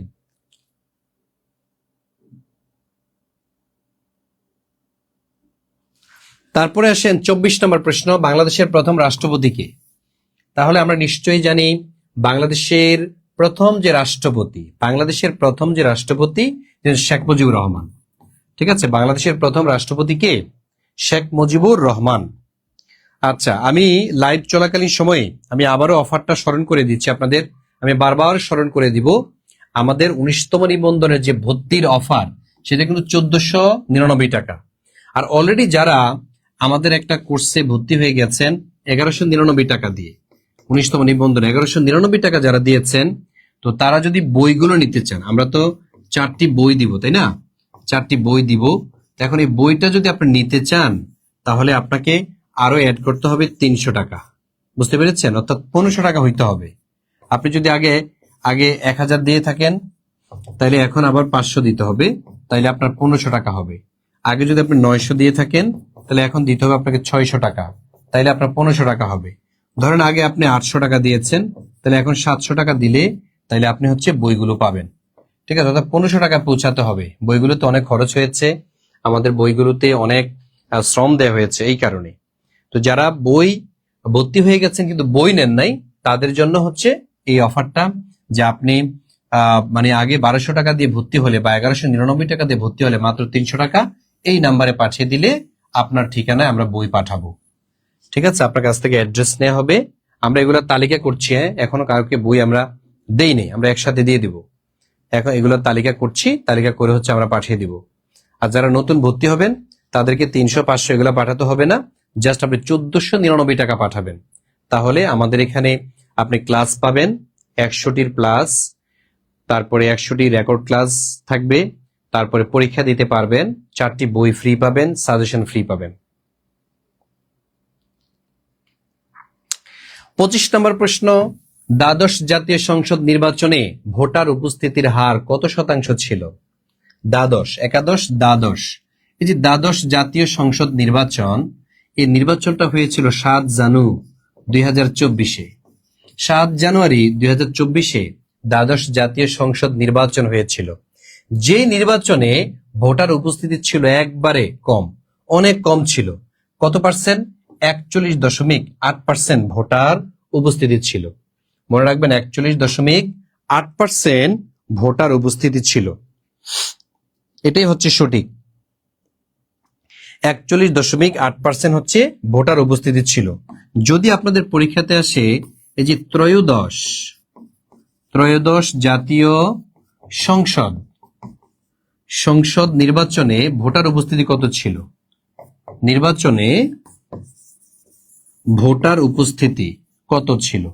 তাহলে ত্রয়োদশ জাতীয় সংসদ নির্বাচনে ভোটার উপস্থিতি ছিল 60.69%। ঠিক আছে, 60.69%। এটা হচ্ছে ভোটার উপস্থিতি ছিল ত্রয়োদশ জাতীয় সংসদ নির্বাচনের। আর এই নির্বাচনটা হয়েছিল কবে? 12 ফেব্রুয়ারিতে। 12 ফেব্রুয়ারি 2026-এ ত্রয়োদশ জাতীয় সংসদ নির্বাচন হয়েছিল। আর দ্বাদশ নির্বাচনটা হয়েছিল 7 জানুয়ারি 2024-এ। কিন্তু এই সরকার টিকে নেই। 24-এ এক বছরও কাভার করতে পারেনি, বরং 5 আগস্টে তাকে ক্ষমতাচ্যুত করা হয় এবং তিনি দেশ থেকে পালিয়ে যান। তো এই হচ্ছে বিষয়গুলো। আমাদের সাথে যারা যারা যুক্ত আছেন আজকের এই ক্লাসটিতে, আপনারা দেখছেন 46তম বিসিএস এর প্রশ্ন সমাধান ক্লাসটি। 46তম বিসিএস এই প্রশ্নগুলো এসেছিল, আমরা সেই প্রশ্নগুলো সলভ দিচ্ছি। আমাদের এই পেজের মধ্যে আপনি প্রতি সপ্তাহে বিসিএস এর প্রশ্ন সলভিং ক্লাস পাবেন ইনশাআল্লাহ। তারা আশা করি যে আপনাদের নোট করা হয়ে গেছে, আর এগুলো নোট করে ফেলতে হবে। ক্লাসের রিঅ্যাকশন থাকতে হবে, তাহলে আপনি পরবর্তী ক্লাসের নোটিফিকেশন পাবেন সবার আগে। 26 নম্বর প্রশ্ন, বাংলাদেশের সংবিধানের কত নম্বর অনুচ্ছেদ অনুযায়ী রাষ্ট্রপতি প্রধান বিচারপতি নিয়োগ দেন? তাইলে প্রধান বিচারপতিকে নিয়োগ দেন কে? রাষ্ট্রপতি। এই রাষ্ট্রপতি প্রধানমন্ত্রী এবং প্রধান বিচারপতিকে নিয়োগ দেন, কিন্তু প্রধানমন্ত্রীর সাথে পরামর্শ করতে হয় না। আর প্রধান বিচারপতিকে নিয়োগ দেন কিভাবে? এই যে 95-এর 1 অনুচ্ছেদ অনুযায়ী। মনে রাখবেন 95-এর 1 নং অনুচ্ছেদ অনুযায়ী তিনি প্রধান বিচারপতিকে নিয়োগ দেন। আর 96 নং অনুচ্ছেদের মধ্যে কি লেখা আছে? বিচারপতিদের মেয়াদ। বিচারপতিদের মেয়াদ আছে 96 নং অনুচ্ছেদের মধ্যে। 96 নং অনুচ্ছেদের মধ্যে কি লেখা আছে? বিচারপতিদের মেয়াদ। তারপরে 97 নং অনুচ্ছেদের মধ্যে লেখা আছে আর যদি প্রয়োজন হয় অস্থায়ী বিচারপতি নিয়োগ দিতে পারবেন। অস্থায়ী বিচারপতি নিয়োগ, এই যে অস্থায়ী বিচারপতি নিয়োগ, এটা কত নং অনুচ্ছেদের মধ্যে? এটা হচ্ছে 27 নং অনুচ্ছেদের মধ্যে বলা আছে। আর বিচারপতিদের মেয়াদ কত বছর? এটা হচ্ছে লেখা আছে 96 নং অনুচ্ছেদের মধ্যে। আর যদি সুপ্রিম কোর্টে অতিরিক্ত বিচারপতি দরকার হয়, মনে রাখবেন অতিরিক্ত বিচারক নিয়োগ, এই সংক্রান্ত বিধি রয়েছে 98 নং অনুচ্ছেদের মধ্যে। আমাদের সংবিধানে টোটাল 153টা অনুচ্ছেদ রয়েছে, তাই না? 153টা অনুচ্ছেদ রয়েছে। এর মধ্যে এই যে 95 নং অনুচ্ছেদ, এই অনুচ্ছেদে বলা আছে রাষ্ট্রপতি প্রধান বিচারপতিকে নিয়োগ দিবেন। 96 নং অনুচ্ছেদে আছে বিচারপতিরা কত বছর পর্যন্ত বিচার কাজ পরিচালনা করতে পারবেন। আপনারা কি জানেন প্রধান বিচারপতি কত বছর পর্যন্ত? হ্যাঁ, 67 বছর। মনে রাখবেন 67 বছর পর্যন্ত তারা কি করবেন? বিচার কাজ পরিচালনা করবেন। 67 বছর পর্যন্ত বিচার কাজ পরিচালনা করবেন। এভাবে আবার ভিন্নতাও রয়েছে। তারপরে 97 নং অনুচ্ছেদের মধ্যে বলা আছে দেশে যদি অস্থায়ী বিচারপতি নিয়োগ করতে হয়, যেমন এই যে অন্তর্বর্তীকালীন সরকারের সময় একজন অস্থায়ী বিচারপতি নিয়োগ করতে হয়েছে আসাদুজ্জামান, মানে পূর্বের জন, উনি কিন্তু চলে গিয়েছিলেন, তাই না? তো এই কারণে অস্থায়ী বিচারপতি নিয়োগ সংক্রান্ত বিষয়াদি 97 নং অনুচ্ছেদের মধ্যে লেখা আছে অতিরিক্ত বিচারক নিয়োগ, এটা 98 নং অনুচ্ছেদের মধ্যে বলা আছে। কি ঠিক আছে কি না বলেন? ঠিক আছে, ক্লাস কি চলবে? আপনারা তো চলেই যাচ্ছেন, ক্লাস চালিয়ে লাভ কি বলেন? এত কষ্ট করে লাভ কি?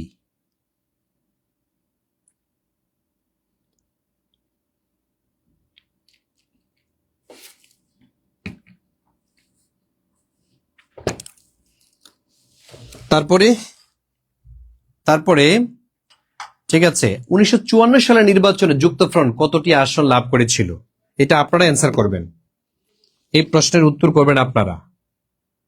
1954 সালের নির্বাচনে যুক্তফ্রন্ট কতটি আসন পেয়েছিলেন? যুক্তফ্রন্ট কতটি আসন পেয়েছিলেন 1954 সালের নির্বাচনে?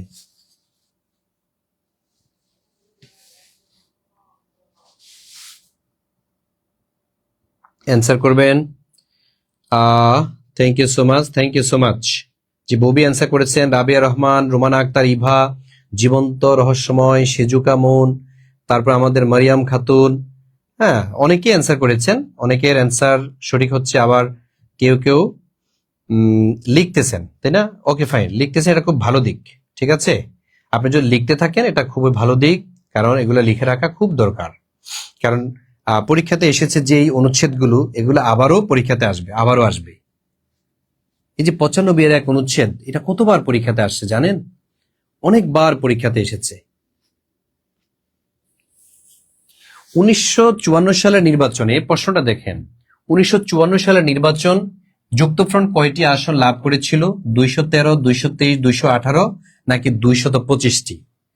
1954 সালের নির্বাচনে যুক্তফ্রন্ট আসন পেয়েছিল 223টি। যারা 223টি দিয়েছেন আপনারটা হয়েছে।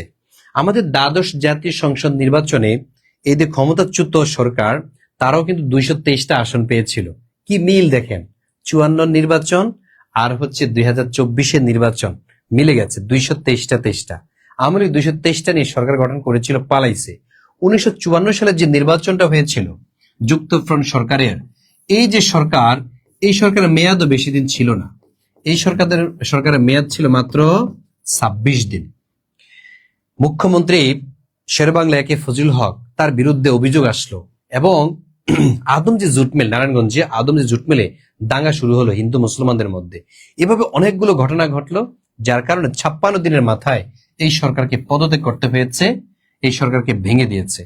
তাহলে পরীক্ষাতে আসে যুক্তফ্রন্ট সরকারের মেয়াদকাল কত ছিল? 56 দিন ছিল। যুক্তফ্রন্ট সরকারের দল কয়টা ছিল? 4টি দল ছিল। ঠিক আছে, 4টা দল নিয়ে পাকিস্তানের যে মুসলিম লীগ, তাকে শিক্ষা দেওয়ার জন্য মূলত তারা 4 দল একসাথে হয়ে তাদেরকে হারিয়ে দিয়েছে। টোটাল আসন ছিল কয়টা জানেন? এই যে 223টা তো জয় লাভ করেছে, টোটাল আসন ছিল 308টি। 308টার মধ্যে 223টাই জয় লাভ করেছে এই যুক্তফ্রন্ট সরকার। তারপরেও সরকার চালাতে পারে নাই, 56 দিনের মাথায় ক্ষমতা ছেড়ে দিতে হয়েছে।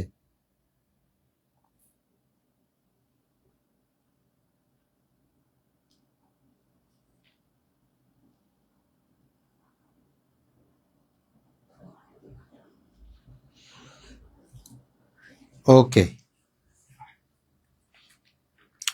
তারপর আরেকটা প্রশ্ন, বাংলাদেশের সর্বাধিক জনশক্তি রপ্তানি করে কোন দেশে? বাংলাদেশ থেকে সবচেয়ে বেশি জনশক্তি বা মানুষজন কাজ করতে যায় কোন দেশে? কুয়েত, মালয়েশিয়া, সংযুক্ত আরব আমিরাত নাকি সৌদি আরব? মনে রাখতে হবে, সবচেয়ে সহজে এখন যে দেশটাতে যাওয়া যায় সেটা হচ্ছে সৌদি আরবে। ঠিক আছে, এখনো বাংলাদেশ থেকে জনশক্তি সবচেয়ে বেশি যে দেশটাতে যায় সেটা হচ্ছে কোনটা? সৌদি আরব। ঠিক আছে, খুব সহজে যাওয়া যায়। কতজন নারী 2023 সালে বেগম রোকেয়া পদক পেয়েছে? কতজন নারী 2023 সালে বেগম রোকেয়া পদক পেয়েছেন? এর সঠিক অ্যান্সার হচ্ছে 5। বেগম রোকেয়ার যে জন্ম এবং মৃত্যু, অর্থাৎ 9 ডিসেম্বরে প্রতি বছর, মনে রাখবেন 9 ডিসেম্বরে এই পদকটি দেয়া হয়। এই পদকটি দেয়া হয়, এটা কিন্তু প্রতি বছর, মনে রাখবেন প্রতি বছর। তাহলে প্রতি বছর 9 ডিসেম্বর, যেদিন বেগম রোকেয়া জন্মিয়েছিলেন, ওই দিনটাকে স্মরণীয় রাখার জন্য এই বেগম রোকেয়া পদক দেয়া হয়। তাহলে প্রথম প্রদান করা হয়েছিল কত সালে জানেন? প্রথম পদকটি দেয়া হয় 1995 সালে। ঠিক আছে, প্রথম 1995 সালে বেগম রোকেয়া পদক দেয়া হয়েছিল। বাংলাদেশের সর্বপ্রথম রোকেয়া পদক দেয়া হয়েছিল কত সালে? এটা হচ্ছে 1995 সালে। ঠিক আছে, 1995 সালে সর্বপ্রথম বেগম রোকেয়া পদক দেয়া হয়েছিল। এভাবে প্রতি বৎসর এই রোকেয়া পদক দেয়া হয়। আপনাকে জানতে হবে বর্তমানে বলতে 2026 সালে 25 সালে কতজন দিয়েছে এটা আপনাকে বের করতে হবে, এবং 2026 সালে কতজনকে দিবে ওইটা আপনাকে জেনে রাখতে হবে। ঠিক আছে, নারী জাগরণ অগ্রদূত বেগম রোকেয়া, নারী জাগরণের অগ্রদূত বেগম রোকেয়া সাখাওয়াত হোসেন, উনার যে কৃতিত্ব এটার প্রতি সম্মান জানিয়ে ওনাকে নিয়ে যারা গবেষণা করে, ওই পথে যারা কাজ করে, নারীদের অধিকার নিয়ে যারা কাজ করে, তাদেরকে মূলত এই পদকটা দেওয়া হয়। ঠিক আছে, এবার কতজনকে দিয়েছে এটা পর্যন্ত আপনাদের মুখস্থ থাকতে হবে স্যার, মুখস্থ লাগবে। তাহলে এবার আসেন, বাংলাদেশের প্রথম ওয়ানডে ম্যাচ কার কাছে সিরিজ জয় করে? বাংলাদেশের প্রথম ওয়ানডে এবং টেস্ট সিরিজ জয় করে, বাংলাদেশের প্রথম ওয়ানডে ম্যাচ কার কাছে সিরিজ জয় করে বলতে পারবেন? হ্যাঁ, এটা কি পাকিস্তান, দক্ষিণ আফ্রিকা, ভারত নাকি জিম্বাবুয়ে? পাকিস্তান, দক্ষিণ আফ্রিকা, ভারত নাকি জিম্বাবুয়ে? দেখি অ্যান্সার করেন তো। হ্যাঁ, 2005 সালে মনে রাখবেন বাংলাদেশ প্রথম ওয়ানডে ম্যাচে সিরিজ জয় করেছিল জিম্বাবুয়ের বিরুদ্ধে। কত সালে? 2005 সালে। 2005 সালে হচ্ছে এই সিরিজটা জয় করেছিল জিম্বাবুয়ের বিরুদ্ধে। তো এভাবে দেখেন বিগত সালে যে প্রশ্নগুলো, এগুলা কিন্তু বিশ্লেষণ করলে দেখা যায় প্রচুর পরিমাণ প্রশ্ন আমাদের পরীক্ষাতে আসে। সুতরাং আমরা যে পেইড বেসে যখন ক্লাস নেই তখন টপিক ধরে ধরে পড়াই। ঠিক আছে, এই যে টপিক অনুযায়ী কিন্তু আমরা পড়াই। ধরেন সাধারণ জ্ঞানের একটা ক্লাস আছে, যেমন ভৌগোলিক, এই যে ভৌগোলিক, বাংলাদেশের ভৌগোলিক, আন্তর্জাতিক ভৌগোলিক। তারপরে ধরেন মুক্তিযুদ্ধ, এটা একটা টপিক আছে। ঠিক আছে, তারপরে ধরেন আন্তর্জাতিক, যেমন সংস্থা, আন্তর্জাতিক সংস্থার একটা টপিক। অর্থাৎ এই যে টপিকগুলো লিখলাম, এখান থেকে আপনার প্রশ্ন 100% আসে, যে কোনো পরীক্ষাতে আসে। তেমনি ভাবে ইংলিশ, ধরেন ইংলিশের ধরেন ট্রান্সফরমেশন, এখান থেকে প্রশ্ন আপনার আসেই। তারপরে ধরেন স্পেলিং মিস্টেক, তাই না? স্পেলিং মিস্টেক, এটা একটা টপিক। তারপরে ধরেন আপনার ট্রান্সলেশন, এই যে ট্রান্সলেশন, প্রতি বছর ট্রান্সলেশন থেকে একটা প্রশ্ন আসে আপনাদের নিবন্ধন পরীক্ষাতে। ধরে ধরে প্রত্যেকটা টপিক থেকে ধরে ধরে এখানে পড়ানো হয়। আবার সাধারণ জ্ঞান আমি কিন্তু ছন্দ দিয়েও পড়াইছি, যারা পেইড বেসে ছিলেন তারা দেখেছেন আমি ছন্দ দিয়েও পড়াই। সুতরাং আপনাদের জন্য আমাদের এখানে দরজা খোলা আছে। আপনারা যে মুহূর্তে চান ওই মুহূর্তে ভর্তি হতে পারবেন। তবে লাইভ চলাকালীন সময় যদি ভর্তি হন, এই মুহূর্তে যদি ভর্তি হন, তাহলে আপনি 1499 টাকা দিয়ে ভর্তি হতে পারবেন। আর আমি এখন লাইভটা কেটে দিলে আপনি কিন্তু 3000 টাকা দিয়ে ভর্তি হতে হবে। ঠিক আছে, 3000 টাকা যারা আছে, যাদের টাকা পয়সা ভালো আছে, তারা 3000 টাকা দিয়ে ভর্তি হবেন। আর যাদের মনে করেন যে ভাই আমি বেকার, আমার কিছু টাকা সেভ করা দরকার, সুতরাং অল্প টাকায় আমি ভালো সার্ভিস যদি পেতে চাই, ঠিক আছে, তাইলে আমাকে একটু কষ্ট করতে হবে, ধার দেনা করে হলেও কোর্স করতে হবে। কারণ কোর্স ব্যতীত আপনি আপনার লক্ষ্যে পৌঁছাতে পারবেন না। কারণ অনার্স মাস্টার্সে আপনি যে পড়াগুলো পড়েন, দেখা গেল যে পরিশ্রমটা করেন এর 4 গুণ 5 গুণ পরিশ্রম করতে হয় চাকরির পরীক্ষাতে এসে। অনার্স মাস্টার্সের পড়া মনে হয় যেন আরে কিছুই তো কাজে লাগতেছে না, এরকম মনে হচ্ছে। যদিও এরকম না, অনার্স মাস্টার্সের অনেক পড়াই কিন্তু এখানেও কাজে লাগে, তবে সব না। আপনি সেই অ্যাডমিশন টেস্টের সময় যে পড়াগুলো পড়েছেন না, এগুলো দেখেন বিসিএস এ, নিবন্ধনে, প্রাইমারিতে, 10 থেকে 20তম গ্রেডে, চাকরির পরীক্ষাতে, সব জায়গায় দেখেন এখান থেকে প্রশ্ন আসতেছে। তার মানে অ্যাডমিশন টেস্টের সময় যে নোটগুলো করেছেন এগুলো যদি রেখে দিতেন এখনো কাজে লাগবে। ঠিক আছে, এই জন্য আমি বলি ভাই আপনি যাই পড়বেন আপনি হচ্ছে একটা রুটিন মানবেন। ঠিক আছে, এই রুটিন অনুযায়ী আপনি পড়াশোনা করবেন, রুটিন থাকবে আপনার। ঠিক আছে, রুটিন ধরেন আপনি বাংলা পড়বেন কখন? সকালে পড়েন আপনি বাংলা, তাই না? তাহলে আপনি লেখা রাখবেন মর্নিং কয়টা থেকে কয়টা, ওটা লেখা রাখবেন। ঠিক আছে, ধরেন 7টা থেকে আপনি 8টা পর্যন্ত 1 ঘন্টা পড়লেন। তারপর ধরেন ইংলিশ কখন পড়বেন, ধরেন আপনি ইংলিশ পড়বেন হচ্ছে আপনি কখন, সন্ধ্যায় পড়বেন, তাই না? তো সন্ধ্যা কয়টা থেকে পড়বেন, ধরেন 7টা থেকে 9টা পর্যন্ত আপনি ইংলিশ পড়বেন। এভাবে একটা রুটিন থাকবে আপনার, যে রুটিনের মধ্যে মিনিমাম যাতে 5 থেকে 6 ঘন্টা যাতে পড়ার রুটিনটা থাকে। আপনি যদি কন্টিনিউয়াসলি এটা চালিয়ে যেতে পারেন, যদি কন্টিনিউয়াসলি পড়াশোনাটা করতে পারেন, আমি আশা করি যে আপনার চাকরি পেতে 3 থেকে 4 মাসের মধ্যে ইনশাল্লাহ হয়ে যাবে, যদি এটা কন্টিনিউয়াস রাখেন। তবে বাংলাদেশে সার্কুলার থাকলে, ঠিক আছে, 3 থেকে 4 মাসের মধ্যে যদি সার্কুলার থাকে, আপনি যদি পরীক্ষা দেন, দেখবেন যে আপনি ভালো করছেন পরীক্ষাতে। ঠিক আছে, আর সবচেয়ে গুরুত্বপূর্ণ যেটা, সেটা হচ্ছে ম্যাথ। এই ম্যাথ নিয়ে আপনাদের এত পরিমাণ বিপাকে পড়তে হয়, স্পেশালি যারা সায়েন্সের বা কমার্সের তাদের জন্য এত একটা বেশি হ্যাসাল হতে হয় না, কিন্তু যারা আর্টসে আছেন ম্যাথ নিয়ে কি পরিমাণ কষ্ট করতে হয়, তাই না? এই জন্য ম্যাথের জটিল কঠিন বিষয়গুলোকে আয়ত্ত এখন থেকে করে রাখেন, সূত্রগুলো লেখা রাখেন, মুখস্থ করেন, প্র্যাকটিস করে রাখেন, নোট করে পড়েন। তাহলে দেখবেন পরীক্ষার আগে আপনার ভালো একটা প্রিপারেশন হচ্ছে, রিভিশন হচ্ছে, পরীক্ষা হলে যাইতে পারবেন আপনি খুব সাহস নিয়ে।